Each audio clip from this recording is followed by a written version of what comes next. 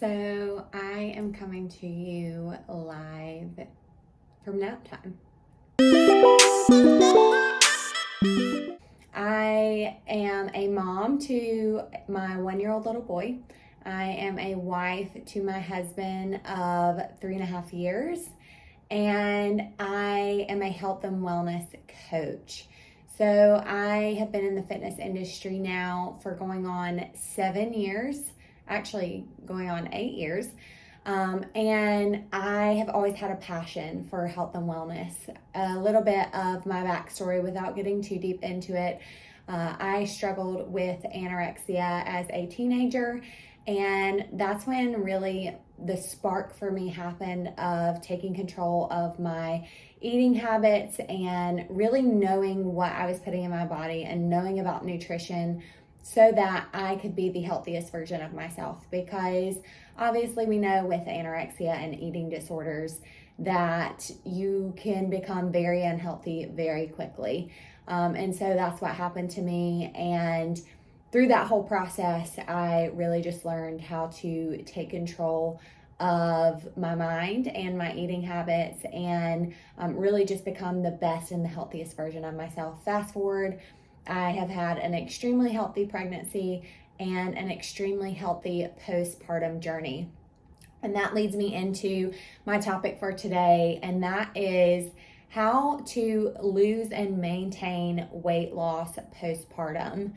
This is actually my very first YouTube video, and I am very excited about starting my channel, but I'm new to YouTube. I'm not new to the game of health and wellness and style and social media. So if you haven't checked out my Instagram yet, go ahead, check that out. I'm at Kristen Loiza on everything except for TikTok. And on TikTok, I'm Kristen N Loiza. So there's an extra N in there.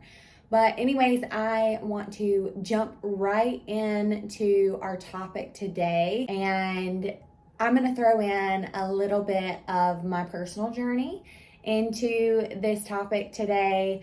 But I'm going to give you my 5 tips on what has personally helped me and what I know is going to help you. So tip number 1, which I think is the most important tip to start with, is to give yourself grace. As a new mom, it was really hard for me to not get mad about the fact that I couldn't maybe work out when I wanted to, or I didn't have the mental capacity or the time to focus on cooking a 5-course meal or a 5-star meal. And I had to learn how to get my nutrients in quickly.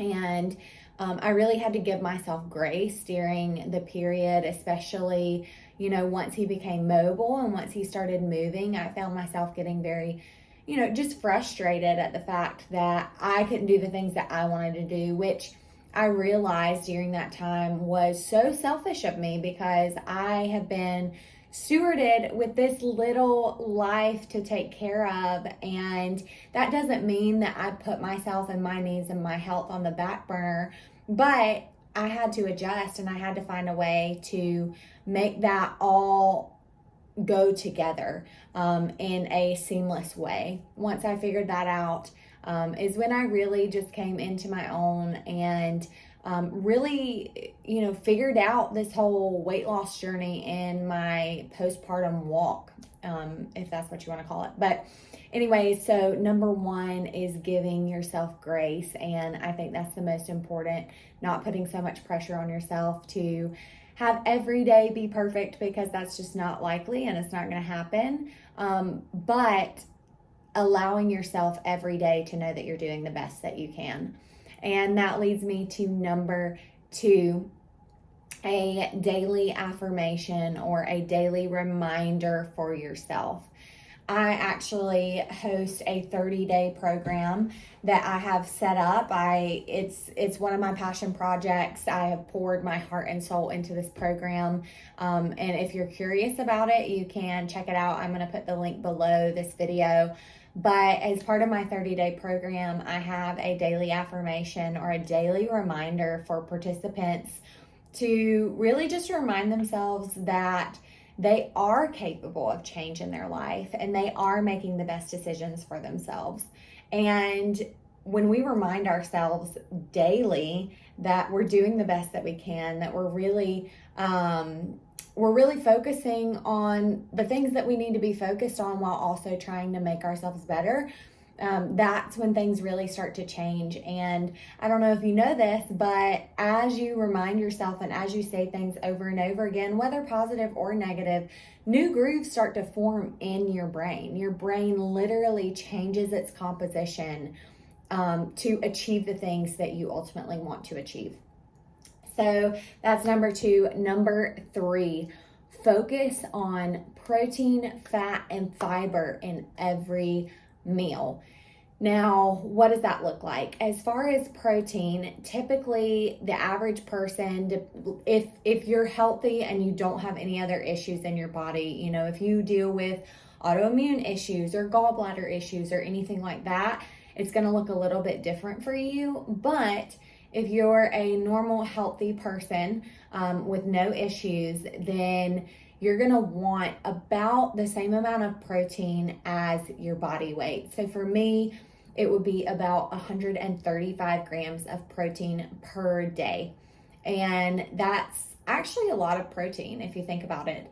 But that's why I focus every meal on getting that protein in, because say at breakfast, which is the most important meal of the day to help balance your blood sugar, to help your brain stabilize, because your blood sugar affects your brain. It's just a ripple effect. So anyways, if I started my day with a breakfast that was a piece of bread with jelly on it, that's straight carbs, straight sugar, and I've already missed a chance to get in a lot of that protein for the day. So I try to start my day with a really high protein breakfast. That's actually part of the 30-day program that I've made. I have a list of 45 different meals that you can get that protein, that fat, and that fiber in, and breakfast is one of those. I usually just drink a protein shake because that is a really easy and quick way as a mom to get that protein in. If you want to really stay full after each meal and not constantly be wanting to grab something sugary or grab a snack, that fat and that protein and the fiber are what is going to help you do that. I am notorious for snacking, and in order to cut that, I really had to up my fiber intake in each meal as well. And so, like I said, in my 30-day program, which you can check out below, I have all kinds of recipes that are super high in fiber, super high in fat, and super high in protein. Now, moving on to the 4th tip that I have is carb cycling. And that is what helped me be able to maintain my milk supply when I was breastfeeding. This carb cycling helps to maintain your milk supply because carbs really help the milk supply. Really, protein helps the milk supply, but you also need carbs. So a low carb diet would not be a good fit if you are breastfeeding, but what works for me is carb cycling. So what does that look like? For me personally, and it can vary from person to person, you just kind of have to figure out what works for your body. But for me, I did 2 low carb days, 1 medium carb day, so I still kept it on the lower carb side, and 1 high carb day. Now my high carb day, I didn't go and eat pizza for every meal or anything like that. I kept it to very nutritious, nutrient-dense carbs.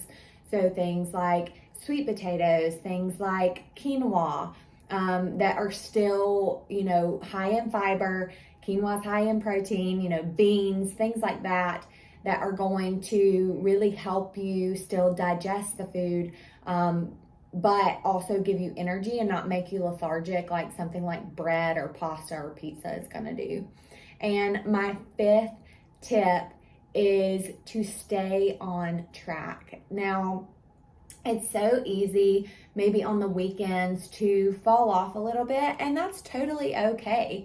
But what helps me stay on track is finding high protein, high fiber, high fat recipes that I could make while also still keeping my tradition, so to speak. So, like on the weekends, I love making pancakes, but for me, that wasn't going to help me maintain my weight loss. And so, what I did was I found a high protein, high fiber, lower carb pancake recipe, and that's what helped me stay on track. And I will say I have perfected it, and it is delicious.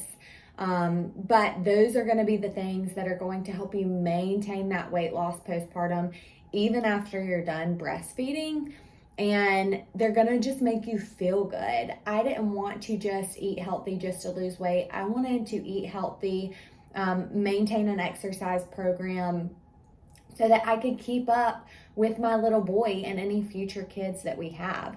I wanted to be able to have the energy to go to the park and play for hours, or go for runs with the stroller and not really struggle to even push the stroller or run with the stroller. And these are really the things that helped me tremendously in my postpartum weight loss journey, and I hope that they help you too. I'm going to be posting more content just like this, and I'm also going to be posting content about our lifestyle, things that I do on a daily basis, my personal style, fashion. I really love to focus on modern, modest mom fashion.